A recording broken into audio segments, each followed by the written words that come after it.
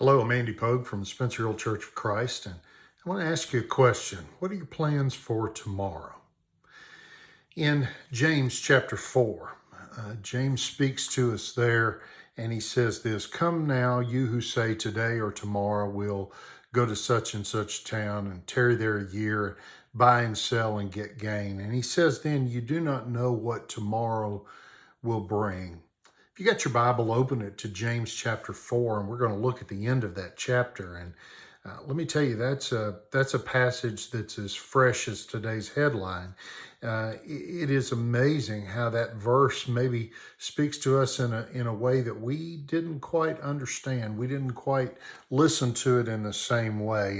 And you may feel like James is writing to us today. Over the last several weeks, things have changed, and maybe our way of thinking has changed as well. And James challenges us how we look at tomorrow. What are we going to do? And I remember hearing as a child, the best laid plans of mice and men sometimes go astray. And that's exactly what James is saying. He's talking to us. He's talking to the world. He's talking to God's creation. And James tells us that we shouldn't assume that tomorrow is going to be like today.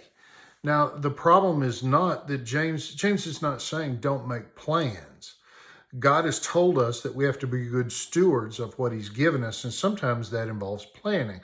So he's not condemning the act of planning. Rather, what James is saying is think about how you plan. Think about how you think about your planning and what tomorrow will be. You don't know what tomorrow will be gone. Your plans can be wiped out. Listen, school plans wiped out, vacation plans wiped out, work plans wiped out, vacation, wealth, all of the things that we thought we were pretty certain what was going to happen. And we saw how quickly all those things could crumble. Listen, even being able to get certain basic items, food and cleaning supplies and toilet paper and all of those things that we thought, you know what, that's pretty certain that we're going to have the availability of those things. And we just see how quickly, how really fragile the whole system and the whole world is, and how a domino effect, one thing affects another and it affects another.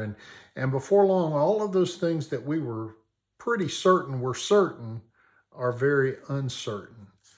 And so James is talking to us.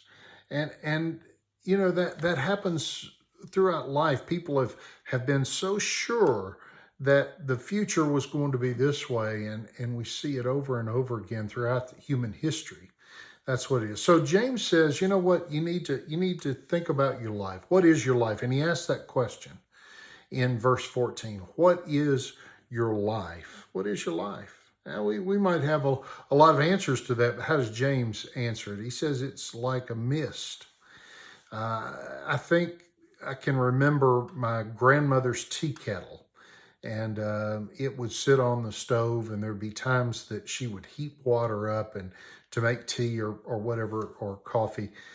And you'd see that come out, that steam shooting out of that little hole and whistling, and the whistle would rise in pitch as the water boiled. But I do remember this, that you could see that mist, that steam disappear. I'm told that the very term that James uses is what we would talk about, fog.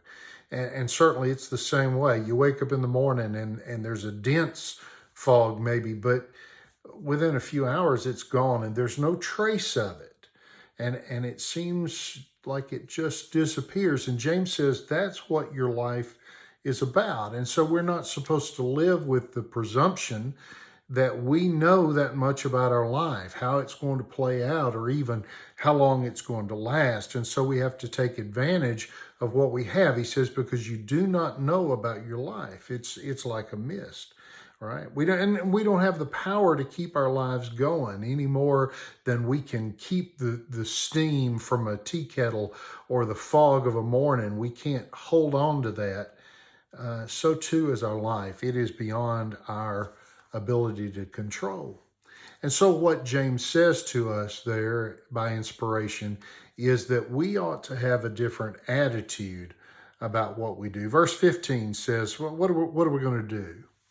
Well, first of all, he says we ought to say, if it's the Lord's will, we'll do this or that. Now, if you grew up like I did in church, you've heard a lot of men pray those prayers, and at some point they might say, God willing, or if it's your will, Lord. And I think about Jesus in the Garden of Gethsemane, and he said the same thing. You know, if there's any other way, let's do it another way. Take this cup away from me.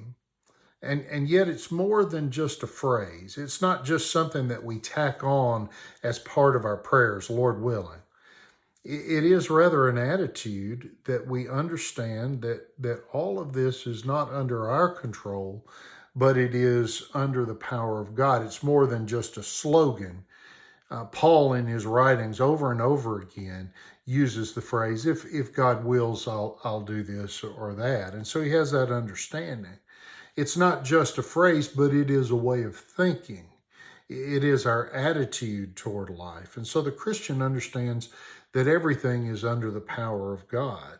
If it's God's will, we will live. Our very lives keep going because of the will of God. We don't have power over that. We can't even control our blood pressure by what we think, or our heart rate, or all of those things. They're beyond our control. And while they're beyond our control, they're certainly within the control of God. And so we don't have to think about breathing. We don't have to worry about that. We just automatically do that. And yet somebody has to be in control of that. And it is not just simply our bodies. God has designed us in a way, and he's in control of those things. And so he says, you know, we ought to do that. But again, it's more than just what we say. It is the attitude that really God does have control over this world. He has control over my life, and he has control over what's going to happen. And so when we make plans, we have to remember that we don't have the power to control the future. We really, it is beyond our ability to do that. And so we look to one who can. And so some people have said, well, that means, Lord willing, that what James is saying is as long as we're alive, we'll do what we want to do. That I will control my life as long as God lets me live. But it goes deeper than that, because as we've seen just in the last few weeks and months, how God really is in control of things, and we really are not. And humans are not in control. And in verse 16, what does he say? You're boasting in your arrogance. You don't understand what you're saying, but you're very boastful about it anyway. You don't let the fact that you don't understand the situation keep you from being prideful and boastful. And so he says, you don't have the power to carry out your plans. And we think about the rich fool from Luke chapter 12. I mean, here's a man who had a great year. His crops just were amazing that year. And what did he say? He sat down and he said, I'm going to have to tear down my barns and build greater barns. Nothing wrong with being a successful farmer. There's nothing wrong with deciding that you need a new barn or you need to tear down an old barn.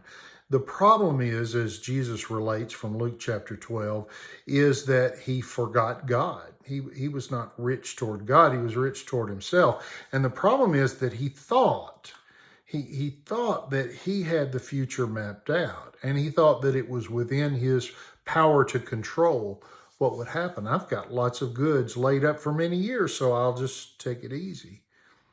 And yet what happened? The Bible tells us that very night, he was told, you're going to die, and whose are these things going to be? What good are they going to do you? They're going to be left to other people.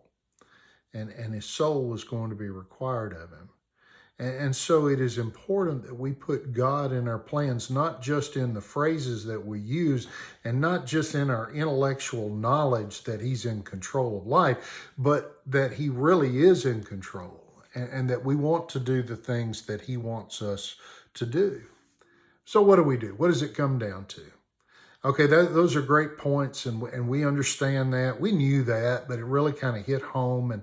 And so here's where the rubber meets the road. What are we going to do about that?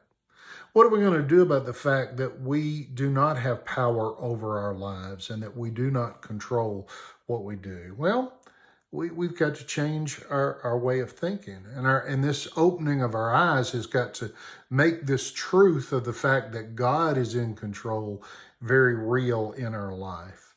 Look at verse 17, and I think I have been and others have been guilty sometimes of taking this out of context. And he says, therefore, to him that knoweth to do good and doeth it not, to him it is sin. That's a great verse for us to remember, but let's put it in the context of what he is saying. He has said, you're not in control. Your life is uncertain. Your life is short, and therefore to him who knoweth to do good and doesn't do it, it is sin. Let's challenge the way we've thought about that again. Let's challenge the way that we think about what's going to happen in the future for us. I mean, many of us are looking forward to a time when we can worship together, a time that we can go out and eat, and we don't have to worry about wearing masks and all those things. And very many times what you hear people say is, I want life to get back to normal again. I want things to get back to the way that they were. But do we really? Is that really what we ought to do? I mean, I don't know that God has used this specifically for a wake-up call. I have my opinion. You may have yours. But the fact is that we don't need to go back to a time when we just took things for granted. And we thought that there would always be all the things that we wanted on the grocery store, and there would always be an abundance, and there would always be plenty of jobs and plenty of money, and we wouldn't have to worry about that modern medicine could cure almost any ill, and that the power of the United States would keep us safe because we're Americans and we live in the greatest country in the world. Maybe we don't need to go back to that way of thinking and that kind of attitude. Maybe we need to go back to a way of thinking that says, you know what? We really are fragile. Our lives are fragile, and the way that we live our lives is fragile. And so I think that it's important that we do keep that in perspective, right? The second thing is that it ought to make us thankful for what we have. Part of being so incredibly blessed, financially, militarily, politically, all the things that you and I enjoy because we live in 2020 in America, all of those things are such great blessings. God has richly blessed us, and we're very fortunate to have been born when and where we were. And yet the Bible over and over again talks about the importance of being thankful. In Colossians 4 and verse 2, continue steadfastly in prayer, being watchful in it with thanksgiving. Our prayers are not to be just requests to God to continue to bless us, but they are to be thanksgiving for the things that he has done. And let me tell you, what do we say? We don't miss the water till the well runs dry. Well, are you a little more thankful for the things that you have that you just maybe took for granted? I know that I am. I hope that you are too. I hope that we are as a society. I hope that we are as Christians very aware of the fact that we've been blessed. And so we ought to be maybe a little more thankful than we have been. Maybe a little more mindful of the fact that life is fragile. And maybe a little bit more careful to use the time that we do have and the resources that we do have. And we've wasted so much time, and we've wasted so much resources in spending it on ourselves. And so maybe this wake-up call will help us to understand. What are your plans for tomorrow? Well, I hope that you're including God in those plans. I hope that your short-term and your long-term goals include what God would have you to do. If you're not a Christian, you need to be. Why? Because time is short, and to him that knoweth to do good and doeth it not, to him it is sin. And so we don't want to be wasteful of those. What about those of you who are Christians, but maybe you've wandered away from God? Maybe you've been in rebellion to him. Maybe you've just not been mindful of the things that you ought to be doing. Time is short. To him that knoweth to do good and doeth it not, to him it is sin. Let's be thankful for what we have. Let's keep God in our plans, and let's remember how blessed we are, and redeem the time, because the days are evil. If you're not a Christian, we hope that you'll get in touch with us, and we'd be glad to talk to you about that. If you are a Christian, but you're outside of what God would have you to be, then we invite you to come back if we can help you in any way. Won't you get in touch with us and let us know? Thank you for listening.